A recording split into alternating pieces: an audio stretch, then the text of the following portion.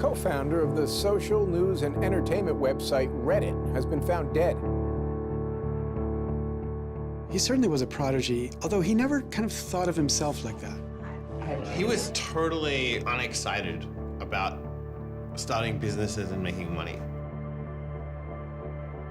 There's a profound sense of loss tonight in Highland Park, Aaron Swartz' hometown, as loved ones say goodbye to one of the internet's brightest lights. Open access and computer activists are mourning his loss. An astonishing intellect. You talk to people who knew him. He was killed by the government, and MIT betrayed all of its basic principles. They wanted to make an example out of him, okay? Governments have an insatiable desire to control. He was potentially facing 35 years in prison and a $1 million fine. Raising questions of prosecutorial zeal and I would say even misconduct. Have you looked into that particular matter and reached any conclusions? Growing up, I slowly had this process of realizing that all the things around me that people had told me were just the natural way things were, the way things always would be, they weren't natural at all. They were things that could be changed, and they were things that, more importantly, were wrong and should change. And once I realized that, there was really kind of no going back.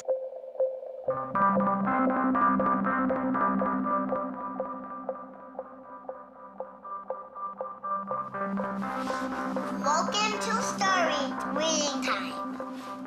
The name of the book is Paddington at the Fair. Well, he was born in Highland Park and grew up here. Aaron came from a family of 3 brothers, all extraordinarily bright. So we were all, not the best behaved children and, 3 boys running around all the time, causing trouble. Hey, no. Aaron, what? But I've come to the realization Aaron learned how to learn at a very young age. 1, 2, 3, 4, 5, 6, 7, 8, 9, 10.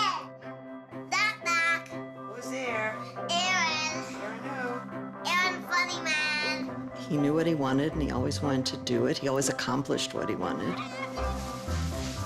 His curiosity was endless. Here's a little picture of what's the planet's on. Each planet has a symbol.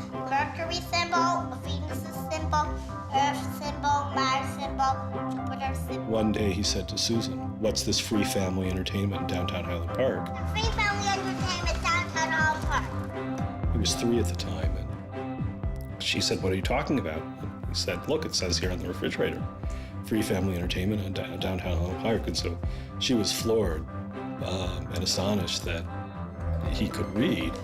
It's called My Family Seder. The Seder night is different from all other nights. I remember once we were at the University of Chicago Library.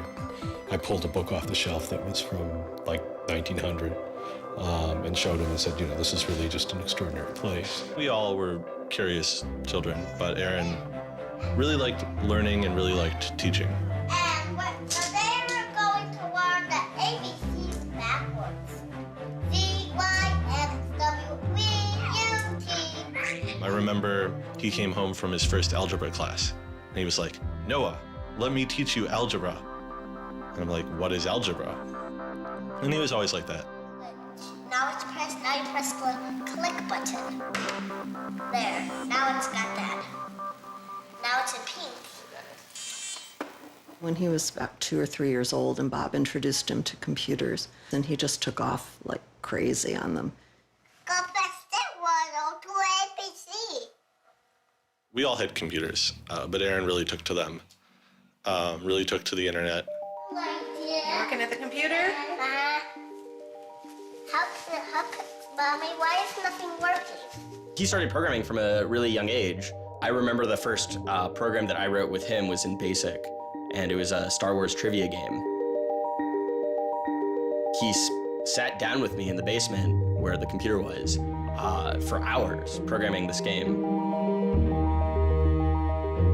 The problem that I kept having with him is there was nothing that I wanted done. And to him, there was always something to do, always something that programming could solve. The way Aaron always saw it is that programming is magic, right? You can accomplish these things that normal humans can't. Aaron made an ATM using like a Macintosh and like a cardboard box. One year for Halloween, I didn't know what I wanted to be, and he thought it'd be really, really cool if I dressed up like his new favorite computer, which at the time was the original iMac. I mean, he hated dressing up for Halloween, but he loved convincing other people to dress up as things that he wanted to see.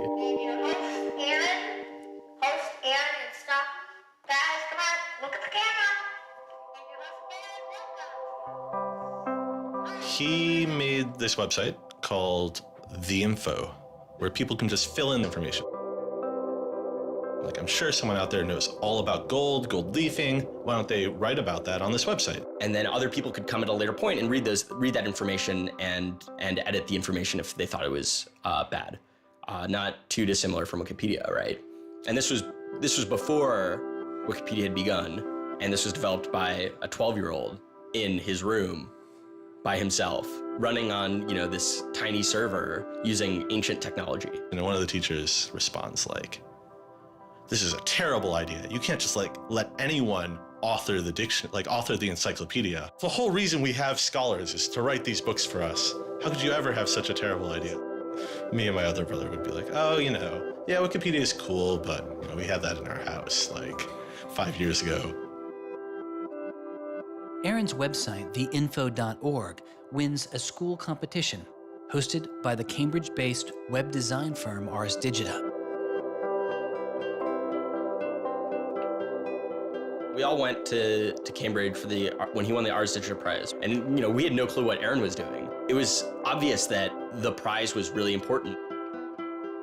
Aaron soon became involved with online programming communities, then in the process of shaping a new tool for the web.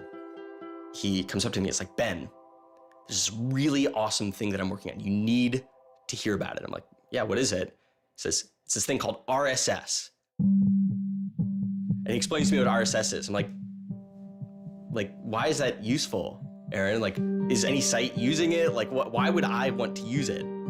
There was this mailing list for people who were working on RSS and XML more generally. And there was a person on it named Aaron Swartz who was combative but very smart and who had lots of good ideas. And he didn't ever come to the face-to-face meetings. And they said, when are you going to come out to one of these face-to-face meetings? And he said, I don't think my mom would let me. I'm 14, I just turned 14. And so their first reaction was, well, this colleague we've been working with all year was 13 years old while we were working with him, and he's only 14 now.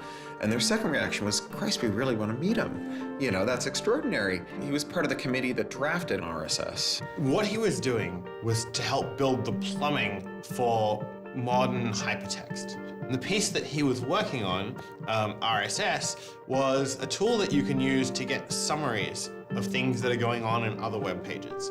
Most commonly, you would use this for a blog. You might have 10 or 20 people's blogs you want to read. You use their RSS feeds, these summaries of what's going on those other pages, to create a unified list of all the stuff that's going on. Aaron was really young, but he understood the technology and he saw that it was imperfect and looked for ways to help make it better.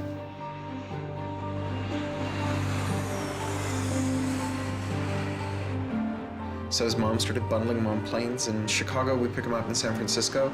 We'd introduce him to interesting people to argue with, and we'd marvel at his horrific eating habits. He only ate white food, only steamed rice and not fried rice because that wasn't sufficiently white, and white bread and so on. And you kind of marvel at this, the quality of the debate emerging from this, what appeared to be a small boy's mouth.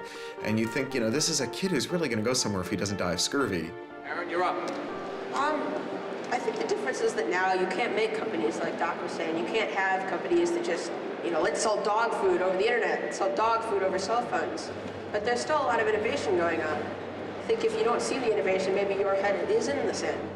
He takes on this alpha nerd personality where he's sort of like, I'm smarter than you, and because I'm smarter than you, I'm better than you, and I can tell you what to do. It's an extension of him being kind of like a twerp.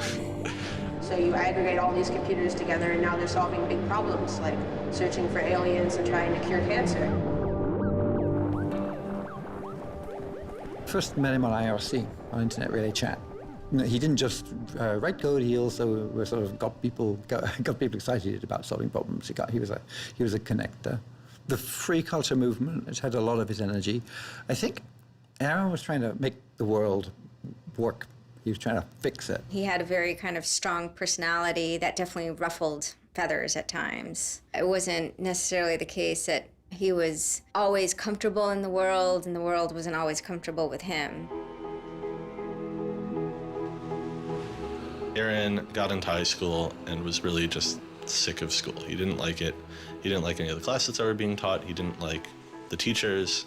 Aaron really knew how to get information. He was like, I don't need to go to this teacher to learn how to do geometry. I can just read the geometry book, and I don't need to go to the teacher to learn their version of American history. Like, I have 3 historical compilations here. I could just read them, and I'm not interested in that. I'm interested in the web.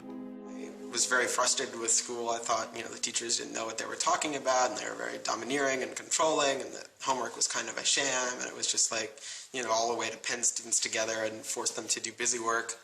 And, I started reading books about the history of education and how this educational system was developed, and, alternatives to it in ways that people could actually learn things as opposed to just regurgitating facts their teachers told them. And that kind of led me down this path of questioning things. Once I questioned the school I was in, I questioned the society that built the school, I questioned the businesses that the schools were training people for, and I questioned the government that, set up this whole structure. One of the things he was most passionate about was copyright, especially in those early days. Copyright has always been something of a burden on the publishing industry and on readers, but it wasn't an excessive burden. It was a reasonable institution to have in place to make sure that people got paid.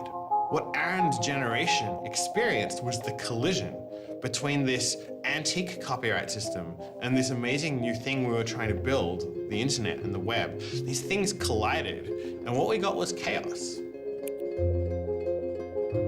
He then met Harvard law professor Lawrence Lessig, who was then challenging copyright law in the Supreme Court. A young Aaron Swartz flew to Washington to listen to the Supreme Court hearings. I am Aaron Swartz, and I'm here to listen to see the Eldred argument.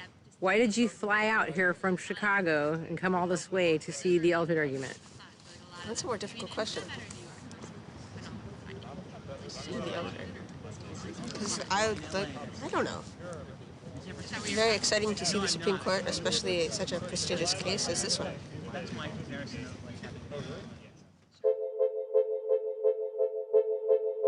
Lessig was also moving forward with a new way to define copyright on the internet. It was called Creative Commons. So the simple idea of Creative Commons is to give people, creators, a simple way to mark their creativity with the freedoms they intended to carry. So if copyright is all about all rights reserved, then this is a kind of some rights reserved model. It's I want a simple way to say to you, here's what you can do with my work, even if there are other things which you need to get my permission before you could do. And Aaron's role was the computer part. How do you architect the licenses so they would be simple and understandable and expressed in a way that machines could process it? And people are like, why do you have this, 15-year-old kid writing the specifications for the Creative Commons? Don't you think that's a huge mistake? And Larry's like, the biggest mistake we would have is not listening to this kid. He's not even tall enough to get over the podium, and it wasn't these movable podiums, so it was this embarrassing thing where once he put his screen up, nobody could see his face. When you come to our website here, and you go to choose license, it gives you this list of options, it explains what it means, and you fill out 3 simple questions. Do you want to require attribution? Do you want to allow commercial uses of your work? Do you want to allow modifications of your work? I was floored, just completely flabbergasted that these adults regarded him as an adult. And Aaron stood up there in front of a whole audience full of people and just started talking about the platform that he'd created for Creative Commons. And they were all listening to him. I was sitting at the back thinking, he's just a kid. Why are they listening to him? But they did. Well, I don't think I comprehended it fully. Though critics have said it does little to ensure artists get paid for their work, the success of Creative Commons has been enormous. Currently on the website Flickr alone, over 200 million people use some form of Creative Commons license. He contributed through his technical abilities, and yet it was not simply a technical matter to him. Aaron often wrote candidly in his personal blog. I think deeply about things, and I want others to do likewise. I work for ideas and learn from people. I don't like excluding people. I'm a perfectionist, but I won't let that get in the way of publication.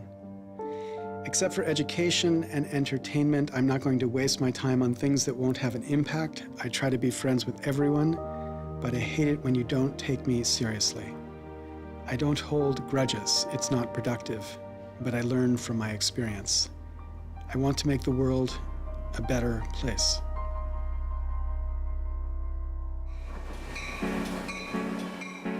In 2004, Swartz leaves Highland Park and enrolls in Stanford University. He had had ulcerative colitis, which was very troubling, and we were concerned about him taking his medication. He got hospitalized, and he would take this cocktail of pills every day. And one of those pills was a steroid, which stunted his growth and made him feel different from many of the other students. Aaron, I think, shows up at Stanford ready to do scholarship and finds himself in effectively a babysitting program for overachieving high schoolers who, in 4 years, are meant to become, captains of industry and one percenters. And I think it just made him bananas. In 2005, after only 1 year of college, Swartz was offered a spot at the new startup incubation firm called Y Combinator, led by Paul Graham. And he's like, hey, I have this idea for a website. And Paul Graham likes him enough and says, yeah, sure. So Aaron drops out of school, moves to this apartment. So this used to be Aaron's apartment when he moved here. I have vague memories of my father telling me how difficult it was to get a lease because Aaron had no credit and he dropped out of college. Aaron lived in what's now the living room, and some of the posters are left over from when Aaron lived here. And then the library. There are more books, but a lot of them are Aaron's. Aaron's Y Combinator site was called Infogami, a tool to build websites. But Infogami struggles to find users, and Swartz eventually merges his company with another Y Combinator project in need of help. It was a project headed by Steve Huffman and Alexis Ohanian, called Reddit. There we were, starting from almost nothing. No users, no money, no code, and growing day by day into a hugely popular website. And it showed no signs of letting up. First we had 1,000 users, then 10,000, then 20,000, and on and on. It was just incredible. Reddit becomes huge, and it's a real sort of geeky corner of the internet. There's a lot of humor, there's a lot of art, and there's just people who flock to the site and make that site the main site they go to every morning to get their news. Reddit kind of just borders on chaos at some level. So on the one hand, it's a place where people discuss news of the day, technology, politics, and issues. And yet there is a lot of kind of not safe for work material, offensive material. There's some subreddits where trolls find a welcome home. And so in that sense, Reddit has been kind of home to controversy as well. It kind of sits on that edge of chaos. Reddit catches the attention of the corporate magazine giant Condé Nast, who makes an offer to buy the company. Some large amount of money, large enough that my dad was getting bugged with questions about how do I store this money? Like a lot of money. Like a lot of money. Probably more than $1 million, but I don't actually know. And he is how old at the time? 19, 20. So it was in this apartment. They sat around on what predated these couches, hacking on Reddit. And when they sold Reddit, they threw a giant party and then all flew out to California the next day and left the keys with me. It was funny, he just sold a startup, so we all kind of presumed he was the richest person around, but he said, oh no, I'll take this tiny little shoebox-sized room. That's all I need. It was barely larger than a closet. The idea of him spending his money on fancy objects just seems so implausible. He explains it's I like living in apartments, so I'm not going to spend a lot of money on a new place to live. I'm not going to buy a mansion. And I like wearing jeans and a t-shirt, so I'm not going to spend any more money on clothes. So like, it's, you know, really no big deal. What is a big deal to Swartz is how traffic flows on the internet and what commands our attention.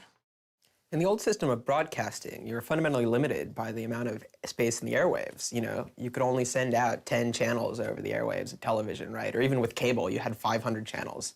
On the internet, everybody can have a channel. Everyone can get a blog or a MySpace page. Everyone has a way of expressing themselves. And so what you see now is not a question of who gets access to the airwaves. It's a question of who gets control over the ways you find people. You know, you start seeing power centralizing in sites like Google, these sort of gatekeepers that tell you where on the internet you want to go, the people who provide you your sources of news and information. So it's not, you know, only certain people have a license to speak. Now everyone has a license to speak. It's a question of who gets heard. After he started working in San Francisco at Condé Nast, he comes into the office and they want to give him a computer with all this crap installed on it and say that he can't install any new things on his computer, which to a developer is outrageous, right? From the first day, he was complaining about all this stuff. Gray walls, gray desks, gray noise. The first day I showed up here, I simply couldn't take it. By lunchtime, I had literally locked myself in a bathroom stall and started crying. I can't imagine staying sane with someone buzzing in my ear all day, let alone getting any actual work done. Nobody else seems to get work done here either. Everybody's always coming into our room to hang out and chat or invite us to play the new video game system that Wired is testing. He really had different aspirations that were politically oriented. And Silicon Valley just doesn't really quite have that culture that orients technical activity for the purposes of political goals. Aaron hated working for a corporation. They all hate working for Condé Nast, but Aaron is like the only one who's not going to take it. And Aaron basically gets himself fired by not showing up to work ever. It was said to be a messy breakup. Both Alexis Ohanian and Steve Huffman declined to be interviewed for this film. He rejected the business world. One of the really important things to remember about that choice when Aaron decided to kind of leave startup culture is that he was also leaving behind the things that had made him, you know, famous and well-loved, and, you know, he was at risk of letting down fans. He got to where he was supposed to be going and had the self-awareness and the orneriness to realize that he had climbed the mountain of shit to pluck the single rose and discovered that he'd lost his sense of smell. And rather than sit there and insist that it wasn't as bad as it seemed, and he did get the rose in any event, he climbed back down again, which is pretty cool. The way Aaron always saw it is that programming is magic, right? You can accomplish these things that normal humans can't by being able to program. So if you had magical powers, would you use them for good or to make you mountains of cash? Swartz was inspired by one of the visionaries he had met as a child, the man who had invented the World Wide Web, Tim Berners-Lee. In the 1990s, Berners-Lee was arguably sitting on one of the most lucrative inventions of the 20th century. But instead of profiting from the invention of the World Wide Web, he gave it away for free. It is the only reason the World Wide Web exists today. Aaron is certainly deeply influenced by Tim. Tim is certainly a very prominent early internet genius who doesn't in any sense cash out. He's not at all interested in how he's going to figure out how to make $1 billion. People would have seen, there's money to be made there. So there would have been lots of little webs instead of one big one. And one little web, and lots of little webs doesn't work because you can't follow links from one to the other. You know, you had to have the critical mass for this thing was the entire planet. So it's not going to work unless the whole planet can get on board.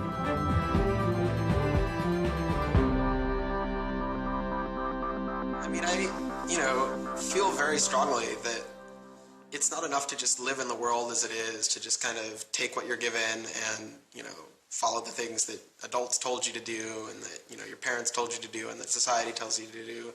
I think you should always be questioning. I take this very scientific attitude that everything you've learned is just provisional, that, you know, it's always open to recantation or refutation or questioning. And I think the same applies to society. Once I realized that there were real serious problems, fundamental problems that I could do something to address, I didn't see a way to forget that. I didn't see a way not to.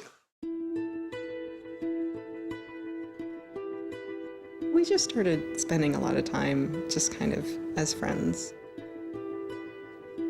We would just talk for hours into the night. I definitely should have understood that he was flirting with me.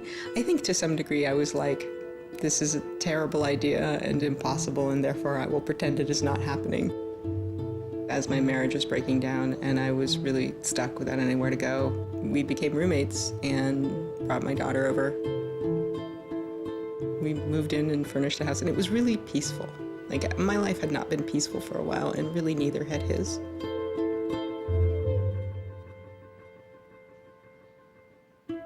We were extremely close from the beginning of our romantic relationship. We were in constant contact, but we're both really difficult people to deal with. In a very Ally McBeal discussion, he confessed he had a theme song, and I made him play it for me. It was Extraordinary Machine by Fiona Apple. I think it was just that sense of kind of being a little bit embattled that the song has. And it also had like this hopefulness to it. By foot it's a slow climb, but I'm good at being uncomfortable, so I can't stop changing all the time. Because in many ways, Aaron was tremendously optimistic about life. Even when he didn't feel it, he could be tremendously optimistic about life. Extraordinary machine. What are you doing? Flickr has video now. Swartz threw his energy into a string of new projects involving access to public information, including an accountability website called watchdog.net and a project called the Open Library. So the Open Library project is a website that you can visit at openlibrary.org. And the idea is to be a huge wiki, an editable website with one page per book. So for every book ever published, we want to have a web page about it that combines all the information from publishers, from booksellers, from libraries, from readers onto one site, and then gives you links where you can buy it, you can borrow it, or you can browse it. I love libraries. You know, I'm the kind of person who goes to a new city and immediately seeks out the library. So that's the dream of Open Library, is building this website where both you can leap from book to book, from person to author, from subject to idea, go through this vast tree of knowledge that's been embedded and lost in big physical libraries that's hard to find, that's not very well accessible online, is really important because books are a cultural legacy. You know, books are the place people go to write things down, and to have all that swallowed up by one corporation is kind of scary. How can you bring public access to the public domain? It may sound obvious that you'd have public access to the public domain, but in fact, it's not true. So the public domain should be free to all, but it's often locked up. There's often, guard cages. It's like having a national park, but with a moat around it and gun turrets pointed out in case somebody might want to actually come and enjoy the public domain. One of the things Aaron was particularly interested in was bringing public access to the public domain. This is one of the things that got him into so much trouble. I had been trying to get access to federal court records in the United States. What I discovered was a puzzling system called PACER, which stands for Public Access to Court Electronic Records. I started Googling, and that's when I ran across Carl Malamud. Access to legal materials in the United States is a $10 billion per year business. PACER is just this incredible abomination of government service. It's 10 cents a page. It's this most brain-dead code you've ever seen. You can't search it. You can't bookmark anything. You got to have a credit card. And these are public records. It's U.S. district courts are very important. It's where a lot of our seminal litigation starts, civil rights cases, patent cases, all sorts of stuff. And journalists and students and citizens and lawyers all need access to PACER, and it fights them every step of the way. People without means can't see the law as readily as people that have that gold American Express card. It's a poll tax on access to justice. The law is the operating system of our democracy, and you have to pay to see it. That's not much of a democracy. They make about $120 million a year on the PACER system, and it doesn't cost anything near that, according to their own records. In fact, it's illegal. The E-Government Act of 2002 states that the courts may charge only to the extent necessary in order to reimburse the costs of running PACER.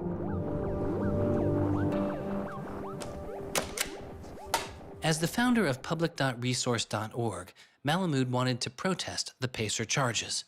He started a program called the PACER Recycling Project, where people could upload PACER documents they had already paid for to a free database so others could use them. The PACER people were getting a lot of flack from Congress and others about public access. And so they put together this system. In 17 libraries across the country, there was free PACER access. That's one library every 22,000 square miles, I believe. So it wasn't like really convenient. I encouraged volunteers to join the so-called Thumb Drive Corps and download docs from the public access libraries, upload them to the PACER recycling site. People take a thumb drive into one of these libraries and they download a bunch of documents and they send them to me. And nothing, it was just a joke. In fact, when you clicked on Thumb Drive Core, there was a Wizard of Oz, the Munchkins singing, so a little video clip came up. We represent the Lollipop Guild. But of course, I get this phone call from Steve Schultz and Aaron saying, gee, we'd like to join the Thumb Drive Corps. Around that time, I ran into Aaron at a conference. This is something that really has to be a collaboration between a lot of different people. So I approached him and I said, hey, I'm thinking about an intervention on the PACER problem. Schultz had already developed a program that could automatically download PACER documents from the trial libraries. Swartz wanted to take a look. So I showed him the code. And I didn't know what would come next, but as it turns out, over the course of the next few hours at that conference, he was off sitting in a corner, improving my code, recruiting a friend of his that lived near one of these libraries to go into the library and to begin to test his improved code, at which point the folks at the courts realized something's not going quite according to plan. And data started to come in and come in and come in, and soon there were 760 gigabytes of PACER docs, about 20 million pages. Using information retrieved from the trial libraries, Swartz was conducting massive, automated parallel downloading of the PACER system. He was able to acquire nearly 2.7 million federal court documents, almost 20 million pages of text. Now, I'll grant you that 20 million pages had perhaps exceeded the expectations of the people running the Pilot Access Project, but surprising a bureaucrat isn't illegal. Aaron and Carl decided to go talk to the New York Times about what happened. They also caught the attention of the FBI, who began to stake out Schwartz's parents' house in Illinois. But I get a tweet from his mother saying, call me. It's like, oh my God, what the hell's going on here? And so I finally got a hold of Aaron, and Aaron's mother was like, oh my God, FBI, FBI, FBI. An FBI agent drives down our home's driveway trying to see if Aaron is in his room. And I remember being home that day and wondering why this car was driving down our driveway and just driving back out. I was like, that's weird. 5 years later, I read this FBI file and I'm like, oh my goodness. That was the FBI agent in my driveway. He was terrified. He was totally terrified. He was way more terrified after the FBI actually called him up on the phone and tried to sucker him into coming down to a coffee shop without a lawyer. He said he went home and laid down on the bed and was shaking. The downloading also uncovered massive privacy violations in the court documents. Ultimately, the courts were forced to change their policies as a result. And the FBI closed their investigation without bringing charges.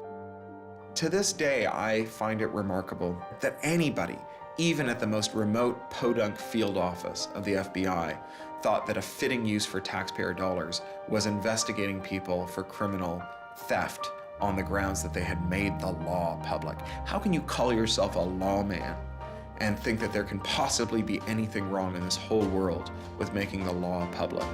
Aaron was willing to put himself at risk for the causes that he believed in. Bothered by wealth disparity, Swartz moves beyond technology and into a broader range of political causes. I went into Congress and I invited him to come and hang out and intern for us for a while so that he could learn, the political process. He was sort of learning about a new community, a new set of skills, and kind of learning to hack politics. It seems ridiculous that miners should have to hammer away until their whole bodies are dripping with sweat, faced with the knowledge that if they dare to stop, they won't be able to put food on the table that night, while I get to make larger and larger amounts of money each day just by sitting and watching TV. But apparently the world is ridiculous. So I co-founded a group called the Progressive Change Campaign Committee, and what we try and do is we try and organize people over the internet who care about progressive politics and moving the country in a more progressive direction to kind of come together, join our email list, join our campaigns, and help get progressive candidates elected all across the country. The group is responsible for igniting the grassroots effort behind the campaign to elect Elizabeth Warren to the Senate. He might have thought it was a dumb system, but he came in and he said, I need to learn this system because it can be manipulated like any social system. But his passion for knowledge in libraries didn't take a back seat. Aaron began to take a closer look at institutions that publish academic journal articles. By virtue of being students at a major U.S. university, I assume that you have access to a wide variety of scholarly journals. Pretty much every major university in the United States pays these sort of licensing fees to organizations like JSTOR and Thomson and ISI to get access to scholarly journals that the rest of the world can't read. These scholarly journals and articles are essentially the entire wealth of human knowledge online, and many have been paid for with taxpayer money or with government grants. But to read them, you often have to pay again, handing over steep fees to publishers like Reed Elsevier. These licensing fees are so substantial that people who are studying in India instead of studying in the United States don't have this kind of access. They're locked out from all of these journals. They're locked out from our entire scientific legacy. I mean, a lot of these journal articles, they go back to the Enlightenment. Every time someone has written down a scientific paper, it's been scanned and digitized and put in these collections. That is a legacy that has been brought to us by the history of people doing interesting work, the history of scientists. It's a legacy that should belong to us as a commons, as a people, but instead it's been locked up and put online by a handful of for-profit corporations who then try and get the maximum profit they can out of it.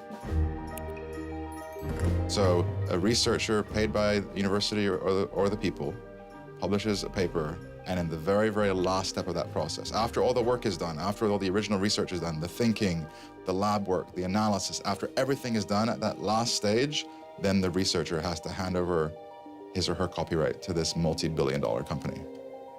And it's sick. It's an entire economy built on volunteer labor. And then the publishers sit at the very top and scrape off the cream. Talk about a scam. One publisher in Britain made a profit of $3 billion last year. I mean, what a racket.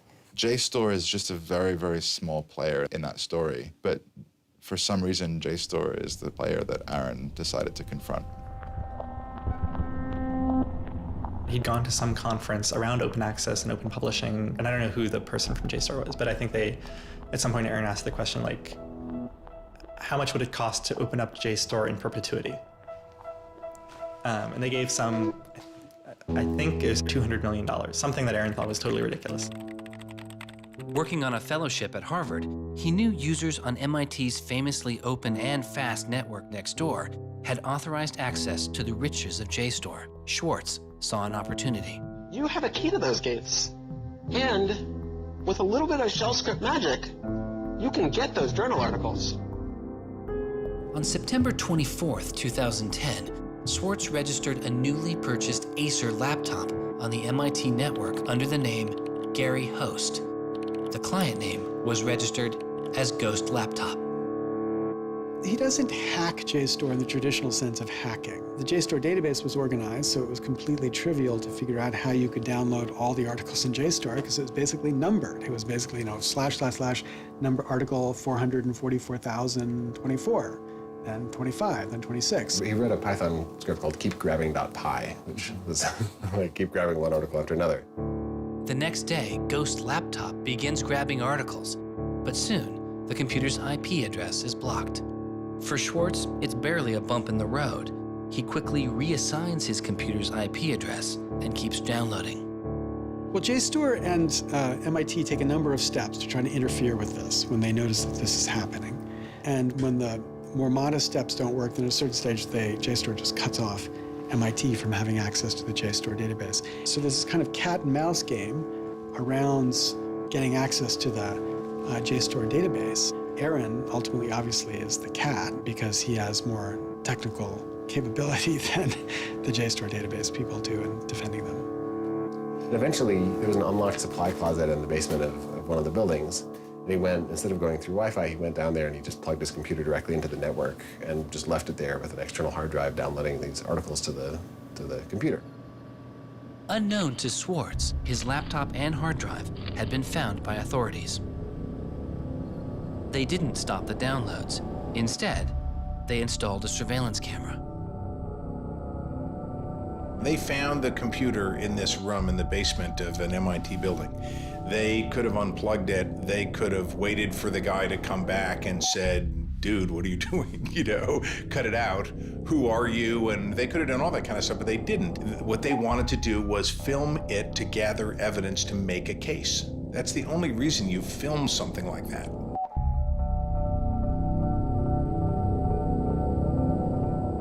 At first, the only person caught on the glitchy surveillance camera was using the closet as a place to store bottles and cans.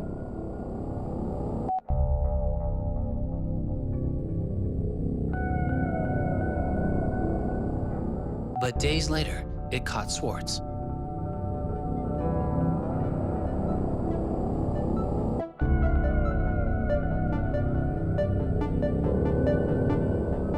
Swartz is replacing a hard drive. He takes it out of his backpack, leans out of frame for about 5 minutes, and then leaves.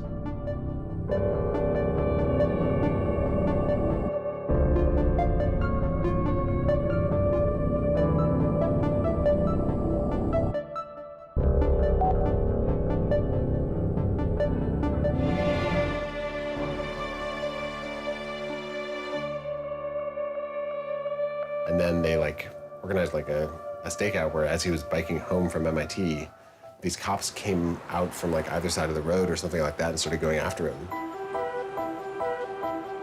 He describes that he was pressed down and assaulted by the police.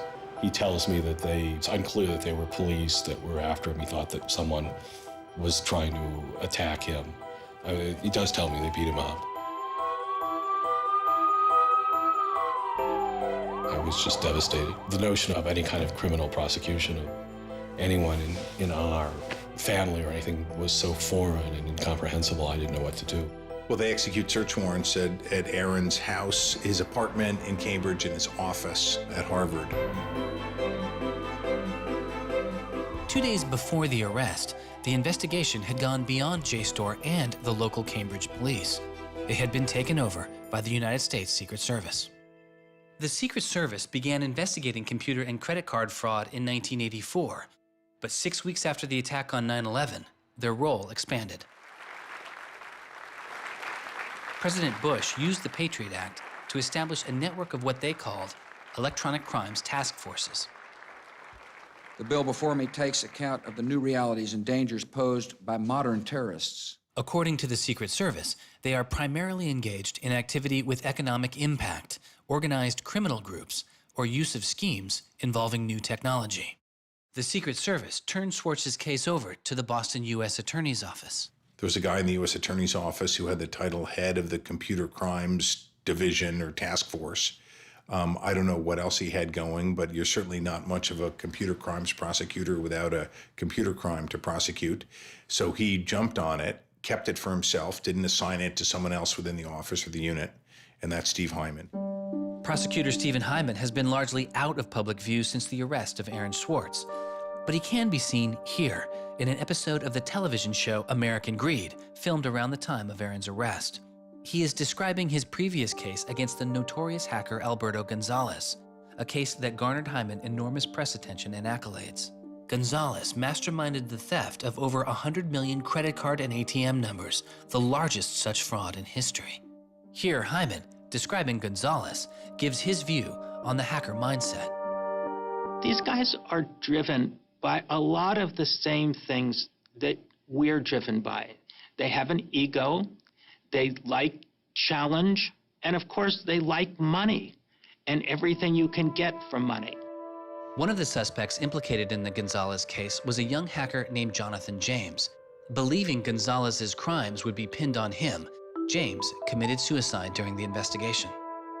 In an early press release describing the government's position in the case of Aaron Swartz, Hyman's boss, U.S. Attorney for the District of Massachusetts Carmen Ortiz, said this: "Stealing is stealing, whether you use a computer command or a crowbar, and whether you take documents, data, or dollars." It's not true. It's obviously not true. I'm not saying it's harmless, and I'm not saying that we shouldn't criminalize stealing of information, but you've got to be much more subtle in trying to figure out exactly which kinds of harms are harmful here. So the thing about a crowbar is every time I break into a place with a crowbar, I do damage. There's no doubt about it. But when Aaron writes a script that says download, download, download 100 times in a second, there's no obvious damage to anybody. If he does that for the purpose of gathering an archive to do academic research on it, there is never any damage to anybody. He wasn't stealing, he wasn't selling what he got or giving it away. He was making a point, as far as I could tell. The arrest took its toll on Swartz.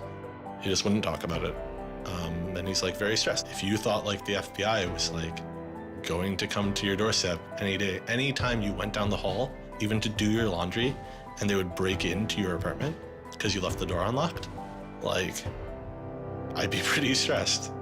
And it was clear. And so Aaron was always sort of like in like a dour mood.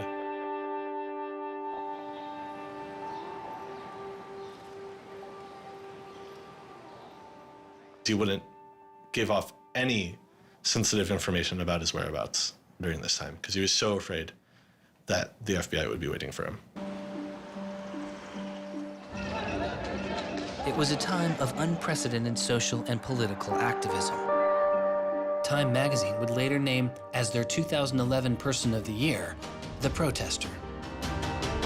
There was a kind of hotbed of hacker activity going on.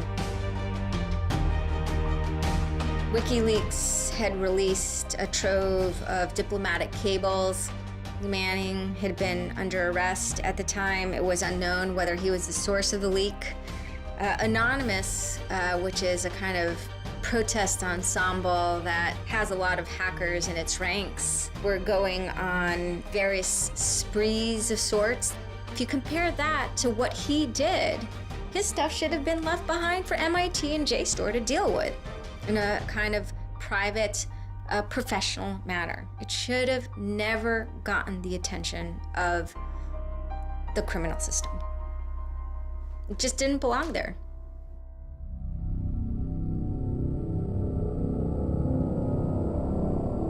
Before he was indicted, Swartz was offered a plea deal that involved 3 months in prison, time in a halfway house, and a year of home detention, all without the use of a computer. It was on the condition that Swartz plead guilty to a felony.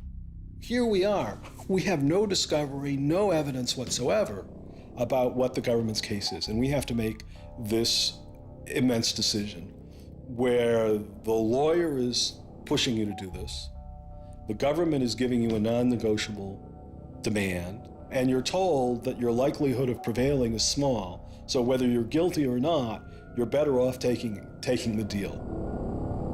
Boston has its own computer crimes division with lots of lawyers, probably more lawyers than they need.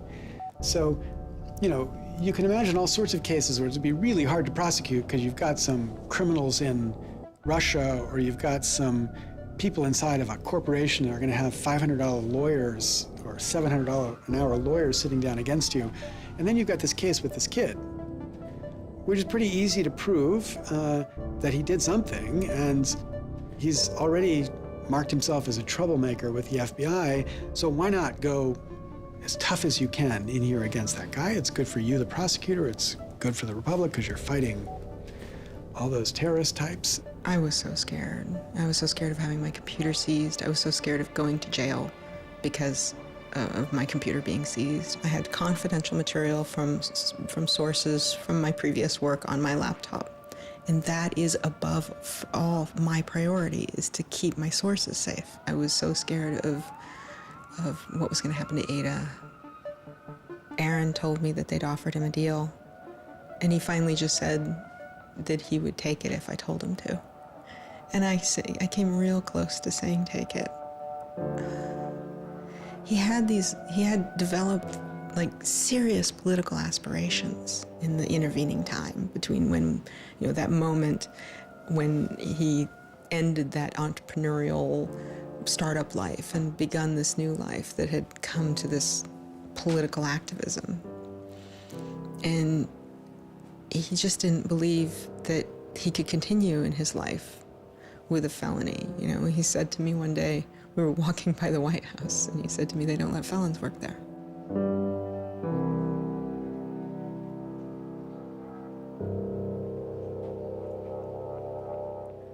And he really wanted that to be his life. He hadn't killed anybody. He hadn't hurt anybody. He hadn't stolen money. He hadn't done anything that seemed felony worthy, right? And there is this idea that there's no reason that he should be labeled a felon and taken away his right to vote in many states for doing what he did. That's just outrageous. It makes sense for him to be, maybe fined a bunch of money or, asked not to come back to MIT again. But to be a felon, to face jail time. Swartz turned down the plea deal. Hyman redoubled his efforts. Hyman continued to press us at all levels. Even with the physical evidence seized from Aaron's Acer computer, hard drive, and USB drive, the prosecutors needed evidence of his motives. Why was Aaron Swartz downloading articles from JSTOR, and just what did he plan to do with them? The government claims that he was planning to publish these. We don't really know whether that was his real intention, because Aaron also had a history of doing projects where he'd analyze giant data sets of articles in order to learn interesting things about them. The best evidence for that was that when he was at Stanford, he also had downloaded the whole Westlaw legal database. In a project with Stanford law students, Swartz had downloaded the Westlaw legal database. He uncovered troubling connections between funders of legal research and favorable results. He did this amazing analysis of for-profit companies giving money to law professors who wrote law review articles which were then beneficial to Exxon during an oil spill, right? So it was a very corrupt system of funding, vanity research. Swartz had never released the Westlaw documents. In theory, he could have been doing the same thing about the JSTOR database. That would have been completely okay. If he were, on the other hand, intending to create a competitive service to JSTOR, we're going to set up our own, access to the Harvard Law Review and charge, money for it, then, okay, now it seems like criminal violation because you're commercially trying to exploit this material, but it's kind of crazy to imagine that's what he was doing. So, but then there's the middle case. Well, what if he was just trying to liberate it for all of the developing world? But depending on what he was doing, it creates a very different character to how the law should be thinking about it. The government was prosecuting him as if this was like a commercial criminal violation, like stealing a whole bunch of credit card records. It was that kind of crime. I don't know what he was going to do with that database, but I heard from a friend of his that Aaron had told him he was going to analyze the data for evidence of corporate funding of climate change research that led to biased results. And I totally believe that. I was just told that Steve wanted to talk to me. And I thought, maybe this is a way I could get out of this. Just just exit the situation. And I didn't want to live in fear of having my computer seized. I didn't want to live in fear of having to go to jail on a contempt of court charge if they tried to compel me to decrypt my computer. When they came to me and said, Steve wants to talk to you, that seemed reasonable. They offered Norton what is known as a Queen for a Day letter, or a proffer. It allowed prosecutors to ask questions about Aaron's case. Norton would be given immunity from prosecution herself for any information she revealed during the meeting. I didn't like it. I told my lawyers repeatedly that this seemed fishy. I didn't like this. I didn't want immunity. I didn't need immunity. I hadn't done anything. But they were really, really stringent that they did not want me meeting the prosecutor without immunity. But just to be clear, this is a Queen for a Day deal, a proffer. Right, a proffer letter. In which you basically handed information over to them in exchange for protection from prosecution. So it wasn't handing information over. It was, at least that's not how I saw it. It was just having a discussion, having an interview with them. Well, they're asking you questions. They're asking me and questions. They can ask about whatever they want. Right. And whatever they learn, I really, right. And I repeatedly tried to go in naked. I repeatedly tried to turn down the proffer letter. I was ill. I was being pressured by my lawyers. I was confused. I was not doing well by this point. I was depressed and I was scared and I didn't understand the situation I was in. I had no idea why I was in this situation. I hadn't done anything interesting, much less wrong. We went out of our minds. Aaron was clearly very distraught about it. We were very distraught about it. Aaron's attorneys were very distraught about it. We tried to get Quinn to change attorneys. I was very unused to being in a room with large men, well-armed, that are continually telling me I'm lying and that I must have done something. I told them that this thing that they were prosecuting wasn't a crime. I told them that they were on the wrong side of history. I used that phrase. I said, you're on the wrong side of history. And they looked bored. They didn't even look angry. They just looked bored.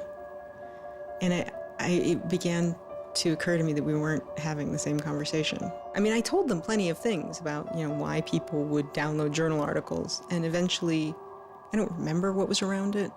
I mentioned that he'd done this blog post, the Guerrilla Open Access Manifesto. This is the Guerrilla Open Access Manifesto, supposedly written in July 2008 in Italy. Information is power. But like all power, there are those who want to keep it for themselves. The world's entire scientific and cultural heritage, published over centuries in books and journals, is increasingly being digitized and locked up by a handful of private corporations. Meanwhile, those who have been locked out are not standing idly by. You've been sneaking through holes and climbing over fences, liberating the information locked up by the publishers and sharing them with your friends. But all this action goes on in the dark, hidden underground.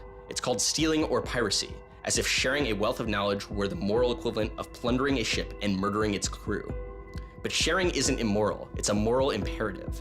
Only those blinded by greed would refuse to let a friend make a copy. There's no justice in following unjust laws. It's time to come into the light and, in the grand tradition of civil disobedience, declare our opposition to this private theft of public culture. The manifesto itself was allegedly written by 4 different people and also edited by Norton.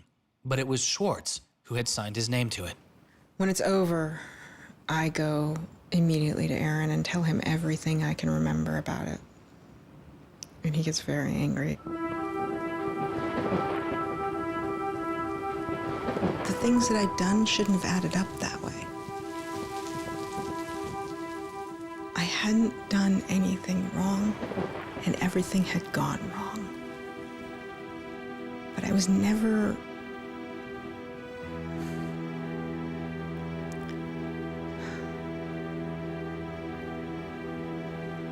I'm still angry.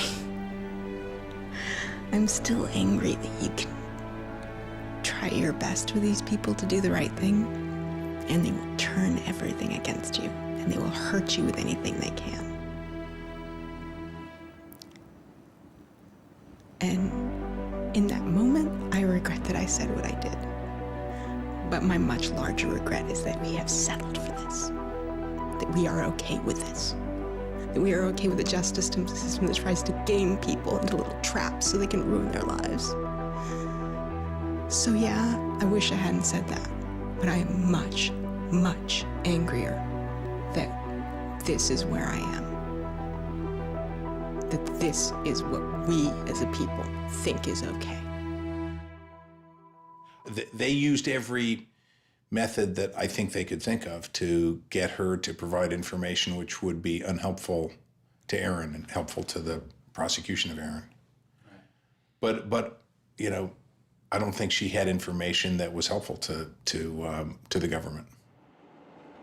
Months go by as Swartz's friends and family await a looming indictment. In the meantime, Swartz was becoming a go-to expert on a series of internet issues. To you then, do you think that the internet is something that should be considered a human right and something that the government cannot take away from you? Yes, definitely. I mean, this notion that national security is an excuse to shut down the internet, that's exactly what we heard in Egypt and Syria and all these other countries. And so, yeah, it's true. Sites like WikiLeaks are going to be putting up some embarrassing material about what the U.S. government does, and people are going to be organizing to protest about it and try and change their government. You know, and that's a good thing. That's what all these First Amendment rights of free expression, of freedom of association are all about. And so the notion that we should try and shut those down, I think, just goes against very basic American principles. The principle, I think, is one that our founding fathers would have understood. If the internet had been around back then, instead of putting post offices in the Constitution, they would have put ISPs. Well, it's definitely interesting to see how... Swartz meets activist Taryn Steinbrickner-Kaufman, and the two begin to date. We need a massive global public outcry. If there's no massive global public outcry, it won't create any change. You know, 4 people in this city should cause a massive global public outcry. You know, we need a petition signer. Without telling her specifics, he warned her he was involved in something he called simply the bad thing. And I had sort of crazy theories, like that he was having an affair with Elizabeth Warren or something. I speculated both Hillary Clinton and Elizabeth Warren, actually, but so sometime in probably late July, Aaron called me and I happened to pick up and he said, you know, the bad thing might be in the news tomorrow. Do you want me to tell you or do you want to read about it in the news? And I said, well, I want you to tell me. And he said, well, I've been arrested for downloading too many academic journal articles and they want to make an example out of me. And I was like, that's it? That's the big fuss? Really? Like, this doesn't sound like a very big deal. On July 14th, 2011, federal prosecutors indict Swartz on 4 felony counts. He gets indicted on the same day that like 2 people in England who are part of LulzSec get arrested and like a few other real hackers. And Aaron is just like someone who kind of looks like a hacker, enough that they can like, you know, put his head on a stake and like put it on the gates. Aaron went to surrender and they arrested him. They then strip searched him, took away his shoelaces, took away his belt, and left him in solitary confinement. The District of Massachusetts United States Attorney's Office released a statement saying Swartz faces up to 35 years in prison, to be followed by 3 years of supervised release, restitution, forfeiture, and a fine of up to $1 million. He is released on $100,000 bail. The same day, the primary victim in the case, JSTOR, formally drops all charges against Swartz and declines to pursue the case. JSTOR, they weren't our friends, they weren't helpful or friendly to us, but they also were just kind of like, we're not part of this. JSTOR and their parent company, Ithaca, also sidestepped requests to talk with this film. But at the time, they released a statement saying it was the government's decision whether to prosecute, not JSTOR's. And so it's our belief that with that, the case will be over. That we should be able to get Steve Hyman to drop the case or settle it in some rational way. And the government refused. Why? Well, because I think they wanted to make an example out of Aaron. And they said they wanted to, the reason why they wouldn't move on requiring a felony conviction and jail time was that they wanted to use this case as a case of for deterrence. They told us that. They told you that? Yes. This was going to be an example? Yes. He was going to be an example? Yes. Steve Hyman said that. Deterring who? Like, there's other people out there running around logging onto JSTOR and downloading the articles to make a political statement. I mean, who are they deterring? It would be easier to understand the Obama administration's posture of supposedly being for deterrence if this was an administration that, for instance, prosecuted arguably the biggest economic crime that this country has seen in the last 100 years, the crimes that were committed that led to the financial crisis on Wall Street. When you start deploying the non-controversial idea of deterrence only selectively, you stop making a dispassionate analysis of lawbreaking, and you started deciding to deploy law enforcement resources specifically on the basis of political ideology. And that's not just undemocratic, it's supposed to be un-American. Prosecutor Stephen Hyman later reportedly told MIT's outside counsel that the straw that broke the camel's back was a press release sent out by an organization Swartz founded called Demand Progress. According to the MIT account, Hyman reacted to the short statement of support, calling it a wild internet campaign and a foolish move that moved the case from a human one-on-one level to an institutional level. That was a poisonous combination. A prosecutor who didn't want to lose face, who had a political career in the offing maybe, and didn't want to have this come back and haunt them. You spent how many tax dollars arresting someone for taking too many books out of the library and they got your ass handed to you in court? No way. I then moved to try to put pressure on MIT in various ways to get them to go to the government and request the government to stop the prosecution. What is MIT's reaction to that? There doesn't seem to be any reaction from MIT at that point.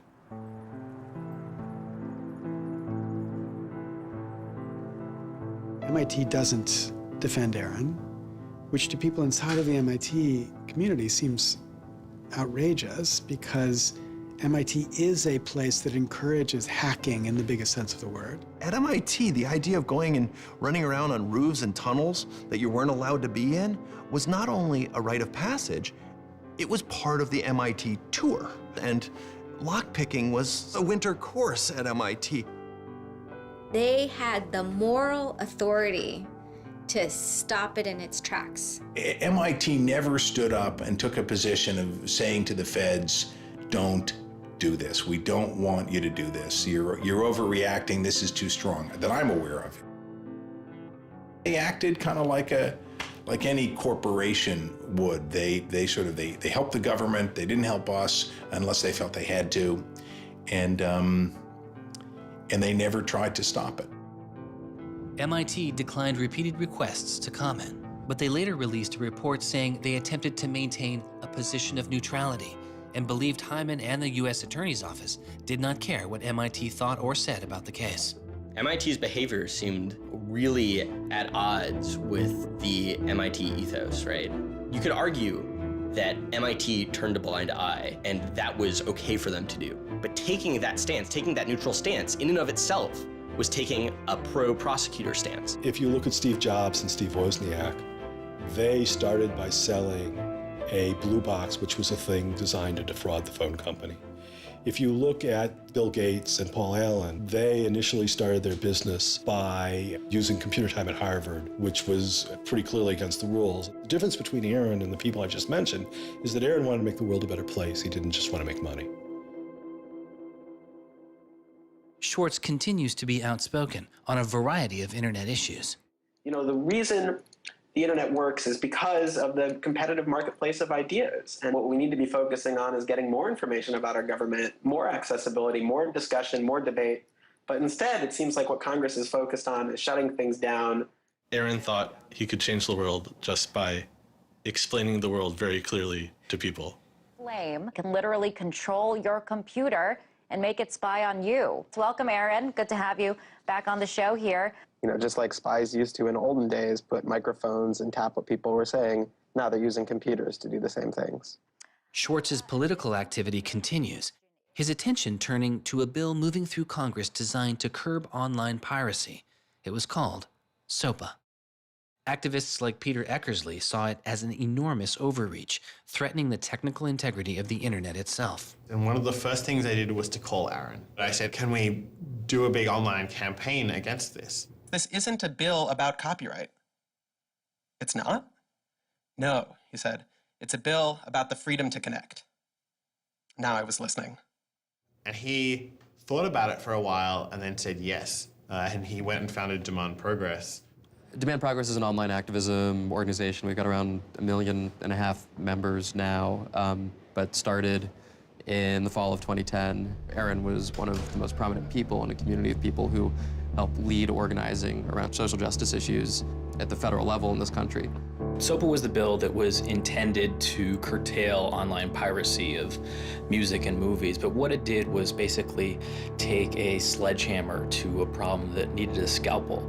If passed, the law would allow a company to cut off finances to entire websites without due process, or even to force Google to exclude their links. All they needed was a single claim of copyright infringement. It pitted the titans of traditional media against a new and now far more sophisticated remix culture. It makes everyone who runs a website into a policeman. And if they don't do their job of making sure nobody on their site uses it for anything that's even potentially illegal, the entire site can get shut down without even so much as a trial. This was over the top. I mean, this was a catastrophe. This bill poses a serious threat to speech and civil liberties for all who use the internet. There were only a handful of us who said, look, we're not for piracy either, but it makes no sense to destroy the architecture of the internet, the domain name system, and so much that makes it free and open in the name of fighting piracy. And Aaron got that right away. The freedoms guaranteed in our Constitution, the freedoms our country had been built on, would be suddenly deleted. New technology, instead of bringing us greater freedom, would have snuffed out fundamental rights we'd always taken for granted. And I realized that day, talking to Peter, that I couldn't let that happen. When SOPA was introduced in October 2011, it was considered inevitable. Our strategy when it first came out was to hopefully slow the bill down, maybe weaken it a little bit, but even we didn't think that we would be able to stop this bill. Having worked in Washington, what you learn is that typically in Washington, the legislative fights are fights between different sets of corporate moneyed interests. They're all duking it out to pass legislation. And the fights that are the closest are when you have one set of corporate interests against another set of corporate interests, and they're financially equally matched in terms of campaign contributions and lobbying. Those are the closest ones. The ones that aren't even fights, typically, are ones where all the money is on one side, all the corporations are on one side, and it's just millions of people on the other side. I haven't seen anything like PIPA and SOPA in all my time in public service. There were more than 40 United States senators on that bill as co-sponsors. So there were already a long, long way to getting the 60 votes to have it clear all the procedural hoops. Even I began to doubt myself. It was a rough period. Swartz and Demand Progress were able to marshal enormous support, using traditional outreach combined with commonly used voice over IP to make it very easy for people to call Congress. I've never met anybody else who was able to operate at his level, both on the technological side and on the campaign strategy side. Millions of people contacted Congress and signed anti-SOPA petitions. Congress was caught off guard. There was just something about watching those clueless members of Congress debate the bill, watching them insist they could regulate the internet and a bunch of nerds couldn't possibly stop them. I am not a nerd. I'm just not enough of a nerd. Maybe we ought to ask some nerds what this thing really does. Let's have a hearing, bring in the nerds. Really? Nerds? You know, I think actually the word you're looking for is experts. To enlighten you so your laws don't backfire, break the internet. We use the term geek, but we're allowed to use that because we are geeks. The fact that it got as far as it did without them talking to any technical experts reflects the fact that there is a problem in this town. I'm looking for somebody to come before this body and testify in a hearing and say, this is why they're wrong. There used to be an office that provided science and technology advice, and members could go to them and say, help me understand XYZ. And Gingrich killed it. He said it was a waste of money. Ever since then, Congress has plunged into the dark ages. I don't think anybody really thought that SOPA could be beaten, including Aaron. I think it was worth trying, but it didn't seem winnable. And I remember maybe a few months later, I remember him just turning to me and being like, I think we might win this. And I was like, that would be amazing. Calls to Congress continue. When the domain hosting site GoDaddy becomes a supporter of the bill, tens of thousands of users transferred their domain names in protest. Within a week, a humbled GoDaddy reverses their position on SOPA. When the Congress people that supported the record and movie industries realized that there was this backlash, they kind of scaled the bill back a little bit. You could see the curve happening. You could see that our arguments were starting to resonate. It was like Aaron had been striking a match and it was being blown out. Striking another one was being blown out. And finally he'd managed to catch enough kindling that the flame actually caught, and then it turned into this roaring blaze. On January 16th, 2012, the White House issued a statement saying they didn't support the bill. And then this happened. I'm a big believer that we should be dealing with issues of piracy and we should deal with them in a serious way, but this bill is not the right bill. When Jimmy Wales put his support towards blacking out Wikipedia, the #5 most popular website in the world. This is a website that's on several % of all of the clicks on anywhere on the internet. Wikipedia went black, Reddit went black, Craigslist went black, phone lines on Capitol Hill flat out melted. Members of Congress started rushing to issue statements retracting their support for the bill that they were promoting just a couple days ago. Within 24 hours, the number of opponents of SOPA in Congress went from this to this. To see congressmen and senators slowly flip sides throughout the day of the blackout was pretty unbelievable. There was like a 100 representative swing. And that was when, as hard as it was for me to believe, after all this, we had won. The thing that everyone said was impossible, that some of the biggest companies in the world had written off as kind of a pipe dream, had happened. We did it. We won. This is a historic week in internet politics, maybe American politics. The thing that we heard from people in Washington, D.C., from staffers on Capitol Hill was they received more emails and more phone calls on SOPA blackout day than they'd ever received about anything. I think that was an extremely exciting moment. This was the moment when the internet had grown up politically. It was exhilarating because it's hard to believe it actually happened. It's hard to believe a bill with so much financial power behind it didn't simply sail through the Congress. And not only did it not sail through, it didn't pass at all.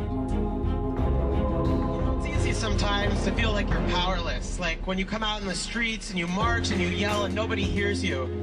But I'm here to tell you today, you are powerful.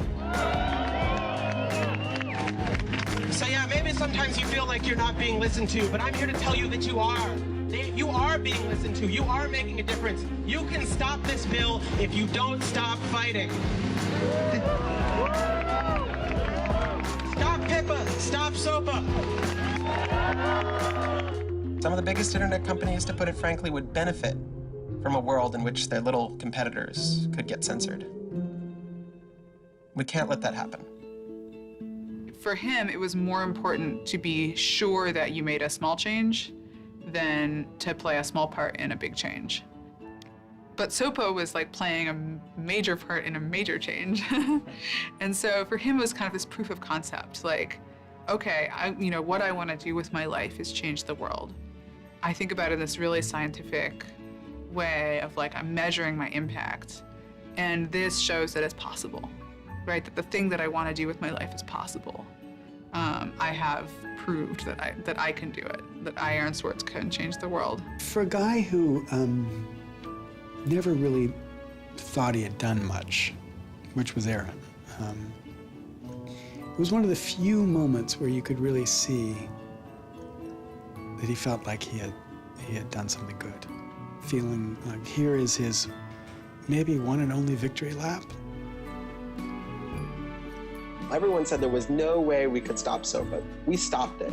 This is 3 outrageously good victories, and the year isn't even over yet. I mean, if there's a time to be positive, it's now. You know, he wins at SOPA a year after he's arrested it's not unambiguously happy moments. There's a lot going on. He's so attuned towards participating in the political process, you can't stop him. The list of organizations Swartz founded or co-founded is enormous. And years before Edward Snowden would expose widespread internet surveillance, Swartz was already concerned. It is shocking to think that the accountability is so lax that they don't even have sort of basic statistics about how big the spying program is. And if the answer is, oh, we're spying on so many people we can't possibly even count them, then that's an awful lot of people, right? It would be one thing if they said, look, you know, we know the number of telephones we're spying on, we don't know exactly how many real people that corresponds to, but they just came back and said, we can't give you a number at all. That's pretty, I mean, it's scary is what it is. Well, that's scary. You know, they put incredible pressure on him, took away his, you know, all of the money he had made. They, you know, threatened to take away his physical freedom. Why'd they do it, you know? I mean, well, why are they going after whistleblowers, you know? Why are they going after people who tell the, you know, who tell the truth about all sorts of things? I mean, from the banks to the, you know, to war, to just sort of government transparency. So secrecy serves those who are already in power. And we are living in an era of secrecy that coincides with an era where the government is doing also a lot of things that are probably illegal and unconstitutional. So those two things are not coincidences. It's very clear that this technology has been developed not for small countries overseas, but right here for use in the United States by the U.S. government. The problem with the spying program is it's this sort of long, slow expansion, you know, going back to the Nixon administration, right? Obviously, it became big after 9/11 under George W. Bush, and Obama has continued to expand it, and the problems have slowly grown worse and worse. But there's never been this moment you can point to, say, okay, we need to galvanize opposition today because today is when it matters. Instead, it's mattered for. The prosecution, in my estimation, of Aaron Swartz was about sending a particular laser-like message to a group of people that the Obama administration sees as politically threatening. And that is essentially the hacker, the information, and the democracy activist community. And the message that the Obama administration wanted to send to that particular community was, in my estimation, we know you have the ability to make trouble for the establishment. And so we are going to try to make an example out of Aaron Swartz to scare as many of you as possible into not making that trouble. And the government said, oh, the legal opinions we're using to legalize the spying program are also classified. So we can't even tell you which laws we're using to spy on you. You know, every time they can say, oh, this is another instance of cyber war, the cyber criminals are attacking us again, we're all in danger, we're all under threat. They use those as excuses to push through more and more dangerous laws. And so just to follow that up, like personally, how do you feel the fight is going, I guess? It's up to you. I know, but we gotta like, you know. You know, there's sort of these two polarizing perspectives, right? Everything is great. The internet has created all this freedom and liberty and everything's gonna be fantastic. Or everything is terrible. The internet has created all these tools for cracking down and spying and, you know, controlling what we say. And the thing is, both are true, right? The internet has done both. And both are kind of amazing and astonishing. And which one will win out in the long run is up to us. It doesn't make sense to say, oh, one is doing better than the other. You know, they're both true. And it's up to us which ones we emphasize and which ones we take advantage of, because they're both there and they're both always going to be there.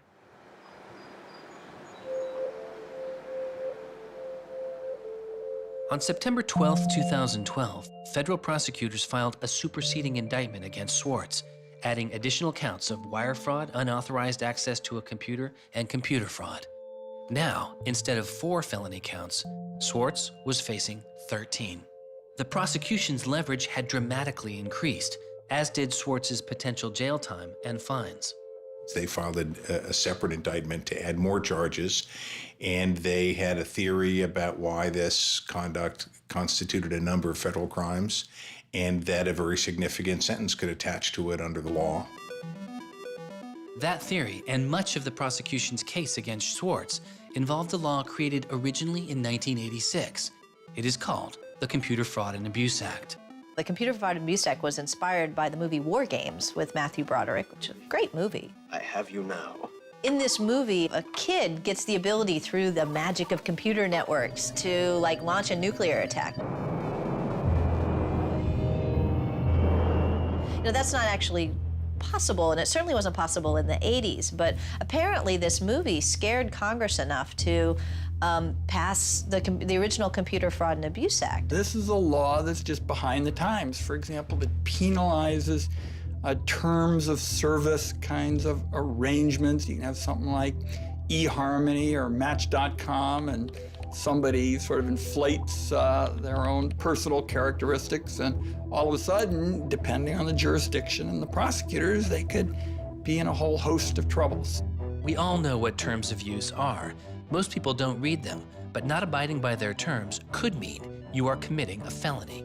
The website terms of service often say things like, be nice to each other, or don't do anything that's improper. The idea that the criminal law has anything to say about these kinds of violations, I think strikes most people as crazy. The examples get even more crazy. Until it was changed in March of 2013, the terms of use on the website of Hearst's 17 magazine said you had to be 18 in order to read it. I would say that the way the CFA has been interpreted by the Justice Department, we are probably all breaking the law. Vague and prone to misuse, the CFAA has become a one-size-fits-all hammer for a wide range of computer-related disputes. Though not the only factor in his case, 11 of the 13 charges against Swartz involved the Computer Fraud and Abuse Act. The question why hangs over much of the story of Aaron Swartz. Just what was motivating the government, and what would their case have been? The Department of Justice declined requests for answers, but Professor Oren Kerr is a former prosecutor who has studied the case. So I think I come about this case from a different direction than other people on a number of reasons. I was a federal prosecutor at the Justice Department for 3 years before I started teaching. The government came forward with an indictment based on what crimes they thought were committed, just as a purely lawyers matter, looking at the precedents, looking at the statute, looking at the history, looking at the cases that are out there so far. I think it was a fair indictment based on that.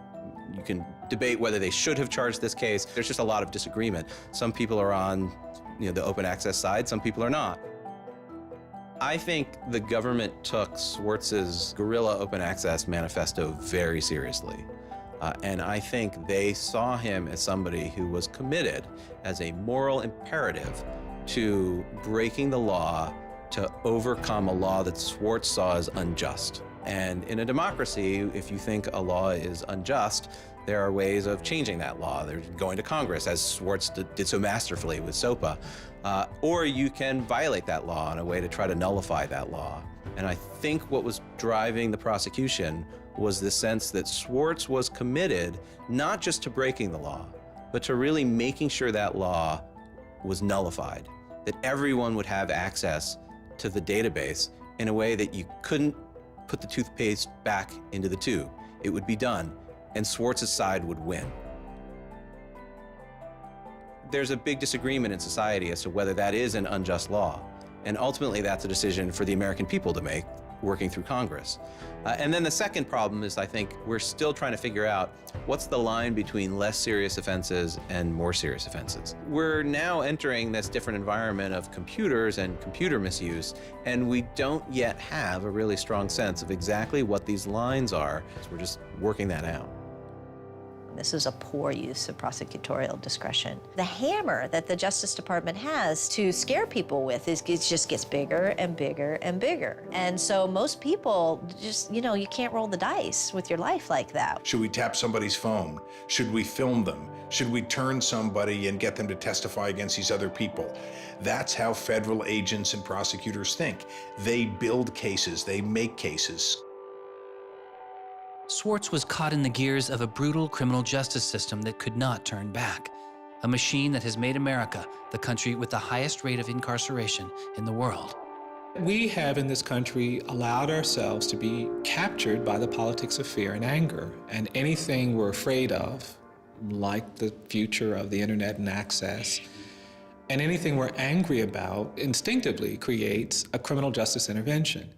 And we've used jail, prison, and punishment to resolve a whole host of problems that historically were never seen as criminal justice problems. The impulse to threaten, indict, prosecute, which is part of what has created this debate and controversy over online access and information on the internet, is very consistent with what we've seen in other areas. The one difference is that the people who are usually targeted and victimized by these kinds of criminal and carceral responses are typically poor and minority.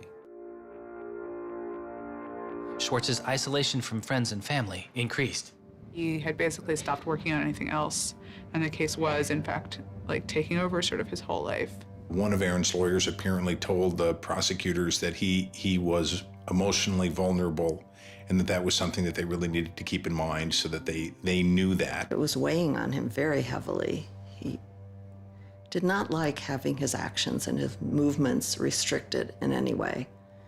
And the threat of jail, which they pounded him with a lot, was terrifying to him. Completely exhausted his financial resources, and it cost us a lot of money also, and he raised a substantial amount of money. So it was, it was in the millions of dollars. The legal defense Yes, was in millions. yes. Yeah, I think he didn't want to be a burden to people. I think that was a factor. Like, I have my normal life, and then I have this shitty thing I have to deal with. And I try to keep the two of them as separate as possible. But they were just beginning to blur together, and everything was becoming shitty. Swartz faced a tough choice that was only getting tougher. Do you admit guilt and move on with your life, or do you fight a broken system? With his legal case, the answer was simple. He rejects the final plea deal, and a trial date is set. Aaron was resolute that he didn't want to knuckle under and accept something that he didn't believe was fair, but I also think he was scared.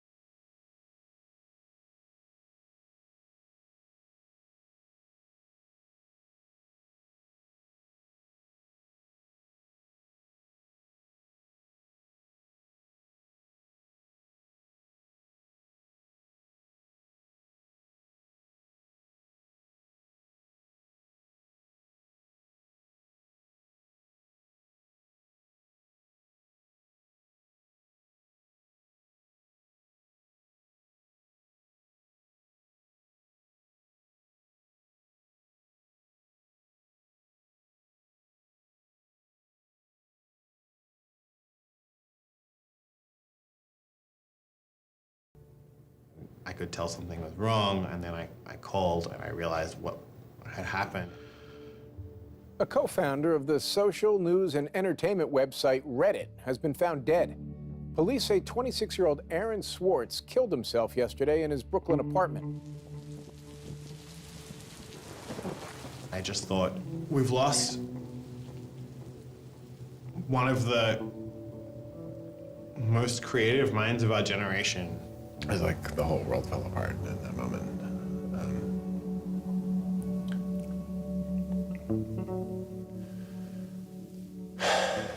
It was one of the hardest nights of my life. So I kept screaming, I can't hear you. What did you say? I can't hear you. I can't. That's it.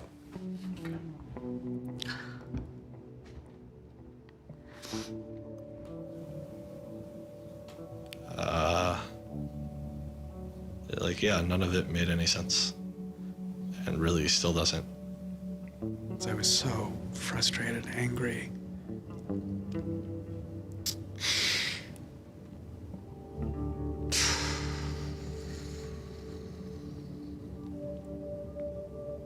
I tried to explain it to my kids.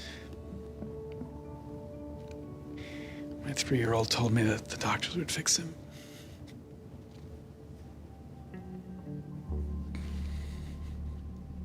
I've known lots of people who've died, but I've never lost anybody like this. Because everybody feels, and I do too, there's so much we could have more to do. Like, I just didn't know he was there. I didn't know this was what he was suffering, and he was part of me. And I just wanted it to not be real. And then I just looked at his Wikipedia page and I saw the end date.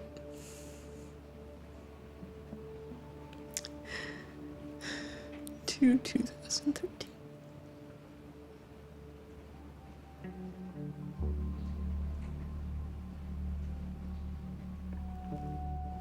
Aaron is dead. Wanderers in this crazy world, we have lost a mentor, a wise elder. Hackers for right, we're one down. We've lost one of our own. Nurturers, carers, listeners, feeders, parents, all, we have lost a child. Let us all weep.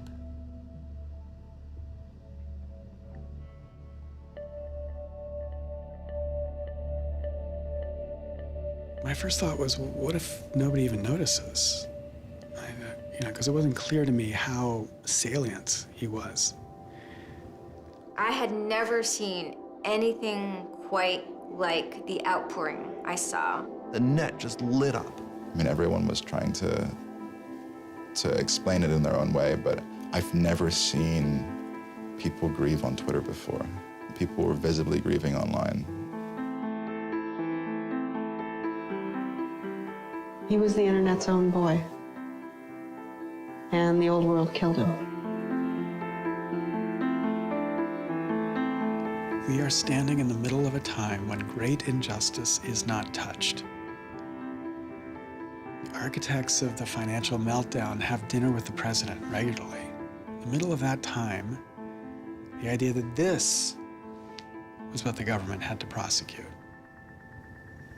just seems absurd if it weren't tragic. The question is, can we do something, given what's happened, to make the world a better place? And how can we further that legacy? That's the only question one can ask.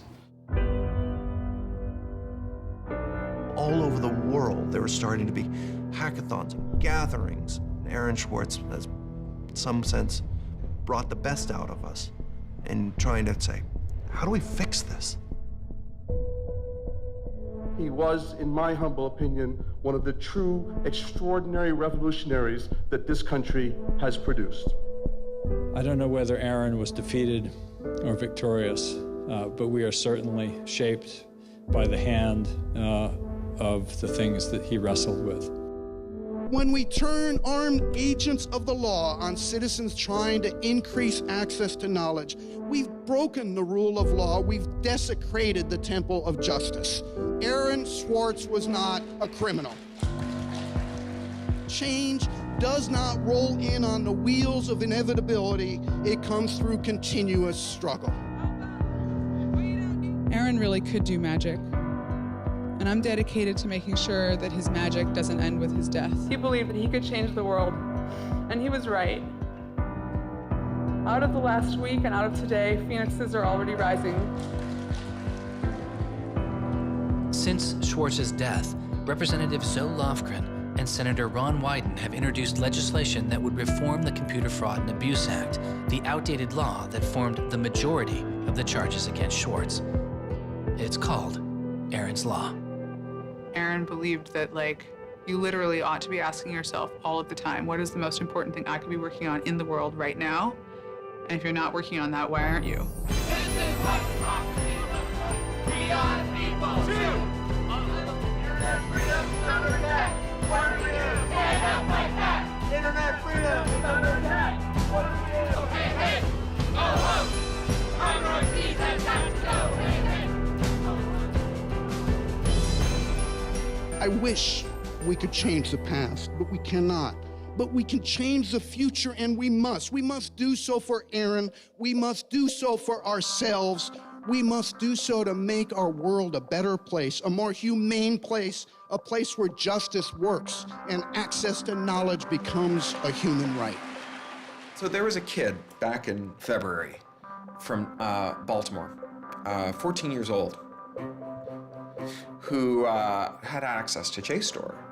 And he'd been spelunking through JSTOR after reading something. And he figured out a way to do early tests for pancreatic cancer. And pancreatic cancer kills the shit out of you because we detect it way too late. By the time we detect it, it's already too late to do anything about it. He sent emails off to the entire oncology department at Johns Hopkins, you know, hundreds of them. And every 14-year-old kid, yeah, and most of them ignored it, right? But one of them sent him an email back and said, "This is not an entirely stupid idea. Why don't you come on over?" And this kid worked evenings and weekends with this researcher. And in February, I heard him on the news, just a couple of weeks after Aaron died, when Aaron was in the news a lot. Sorry. And he said the reason he was on the news is because they'd done it. They were shipping an early test for pancreatic cancer that was going to save lives. And he said, this is why what Aaron did was so important. Because you never know, right? This truth of the universe is not only something that policymakers use to figure out, you know, what the speed limit should be. It's where the thing that's going to keep, you know, your kid from dying of pancreatic cancer comes from. And without access, the person who might come up with the thing that's got your number on it may never find that answer. He slept so well, he didn't fall out of bed once, not even when he dreamed he was back on the spacecraft. Very good, Aaron. Very good. Yay, Aaron. Okay. Now it's song time.